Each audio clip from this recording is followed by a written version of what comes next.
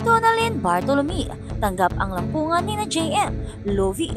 Kung bago ka lang sa channel na ito, huwag kalimutang mag-like, share, comment, and subscribe. Nag-uusap muna si na JM De Guzman at Lovie po bago i-execute ang mga masisilang eksena sa Guilty Pleasures. Ito ang bagong pelikula ng Regal Films at CES Productions na palabas na sa October 16. Nag-uusap muna kami ng actors before we do the scene. Saad pa ni GM, kilala si GM sa mahusay na aktor pero sa Guilty Pleasures na nakakuha ng R16 without cuts from MTRCB. May bago ba siyang mai-o-offer? Sa tingin ko, yung bago kong in-offer kung paano ako nag-react sa mga co-actors ko, kung paano ko sila hinarap doon sa mga eksinang binibigay sa amin na medyo sensitive aniya pa.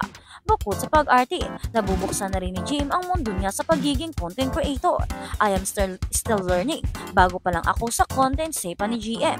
Ang malaking support na ni GM sa pagiging open niya ngayon, lalo na sa paggawa ng content ay ang kanyang vlogger girlfriend na si Donalyn Bartolome. At naiintindihan naman daw nito, lalo na ang kanyang trabaho at love scene kay Lovie. Yes po, napaka-maintindihin naman niya, say niya pas at girlfriend.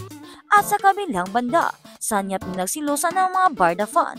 Hindi nagalit kay Sanya Lopez ang mga Barda fan ni na Barbie Fortesa at David Licauco dahil sa balitang separate projects ang gagawin ng dalawa sa Jamie Pictures.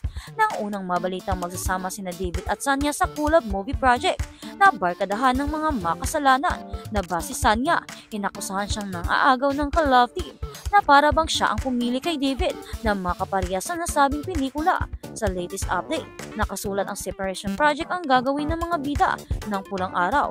Nagbunyi ang Barda fans. Hindi naman daw pala magkapareha ang dalawa, kaya hindi na sila nag-aalala. Kaya lang, sandali lang ang tuwa ng Barda fans dahil magkakasama pa rin sina Sanya at David sa collab movie ng Jamie Pictures at ni Chavez.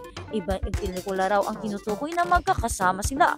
Para ibang story nga lang, baka ito yung KMJS, Gabi ng Lagi, the movie ng My Three Stories. In fact, isang unidentified sa ABS-CBN ang makakasama ni Sanya sa episode niya sa nasabing film project. Wala pang balita kung sino man ang makakasama ni David sa episode na pagbibidahan niya. Speaking of Sanya, sunod-sunod ang project nito sa TV and movies. Hanggang December pa ang Pulang Araw at may 2 upcoming movies na siya na gagawin. Baka hindi na lang sports car ang mabibili niya sa susunod.